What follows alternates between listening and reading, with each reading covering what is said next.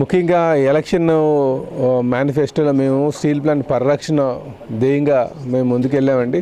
Steel plant ఖచ్చితంగా పరిరక్షిస్తామనే నమ్మకంతో ప్రజలు మాకు ఆ ఓటు వేశారు కనుక వాళ్ళకి ఆలోచనలు అనుగుణంగా వాళ్ళ నమ్మకాన్ని ఒమ్ము కాకుండా ముందుకు వెళ్తాము, స్టీల్ ప్లాంట్ పరిరక్షిస్తామని చెప్పి ఈ సందర్భంగా తెలియజేస్తున్నాండి. మాకు ఉత్తరాంధ్రలో ఇక్కడ ఈ పదవికి ఉత్తరాంధ్ర ప్రాంతంకి చెందినటువంటి నాకు ఈ పదవి ఇవ్వడం వెనకాల మా జాతీయ అధ్యక్షుల వారి యొక్క ఆలోచన ఏంటంటే ఈ ప్రాంతంతో బాగా ఏది దోపిడీకి గురైంది, ఈ దోపిడీ నుంచి మళ్ళీ పరిరక్షించాలంటే ఈ ప్రాంతంలో ఉన్నటువంటి వారికి ఇవ్వాలని మా అధ్యక్షులు వారు ఆలోచించారండి.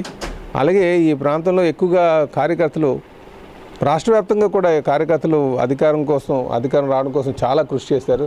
వాళ్ళకి అనేక ఇబ్బందులు కింద ప్రభుత్వం పెట్టడం జరిగిందండి. ఇప్పుడు వాళ్ళ మీద పెట్టినటువంటి కేసులు ఏ ఉన్నాయి, వాటి రాజకీయ వేధింపుల్లో భాగంగా ఉన్నటువంటి కేసులన్నీ కూడా 100 రోజుల్లో తీపిచ్చాలనేది ఒక ఆలోచన పెట్టుకున్నాం.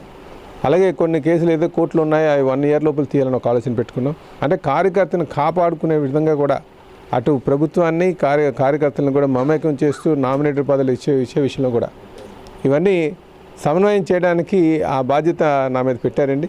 ఖచ్చితంగా వాళ్ళు మా అధినాయకుల ఒక ఆలోచన, మా యువనాయకుల ఒక ఆలోచనని అనుగుణంగా వెళ్ళి నా శక్తి వంచన లేకుండా కృషి చేస్తాను. పార్టీతో నాయకుల్ని మమేకం చేసి విధంగా నేను నాకు కృషి చేస్తానని చెప్పి తెలియజేస్తున్నాను. వీటితో పాటు కూటమి కూడా ఉంది కనుక కూటమిలో ఉన్నటువంటి జనసేన నాయకులకి అలాగే బీజేపీ నాయకులకు కూడా ఏ విధంగా ఈ నామినేటెడ్ పదవుల్లో సముచిత స్థానం కల్పించారో దాని మీద కూడా మేము ఆలోచన చేసి ముందుకు వెళ్తామని చెప్పి తెలియజేస్తున్నాను. నా ప్రధానమైన ధ్యేయం ఏంటంటే పార్టీని కార్యకర్తల్ని మమేకం చేస్తూ వాళ్ళని ప్రభుత్వంలో ఏ విధంగా భాగస్వామ్యం చేయాలి ఈ నామినేటివ్ పదవుల ద్వారా అన్నది నా ప్రధానమైనదండి. అలాగే ఆర్థిక పరిస్థితులు ఏదైతే ఉన్నాయో ఏమైనా మనకు సెంట్రల్ బడ్జెట్ ఏమైనా రావాల్సిందంటే మాకు ఎంపీలు ఉన్నారు, ఎంపీల దృష్టికి తీసుకువెళ్తాం. అటు వాళ్ళ పార్టీ అధ్యక్షులతో మమేకం అవుతారు కనుక వాళ్ళ దృష్టి కూడా తీసుకువెళ్ళి రాష్ట్రానికి రావాల్సినటువంటి ఆర్థిక వనరులు ఏవైతే ఉన్నాయో అవన్నీ కూడా తీయడానికి నా సాయశక్తిలో కృషి చేస్తానని చెప్పి తెలియజేస్తున్నాను. గవర్నర్ గారు కానీ ప్రైమ్ మినిస్టర్ గారు కానీ అక్కడ నేవీలో మనకి ఎప్పటి నుంచి ఆతిథ్యం ఇస్తారు. వాళ్ళు అక్కడ అద్భుతమైనటువంటి గెస్ట్ హౌస్లు ఉన్నాయి.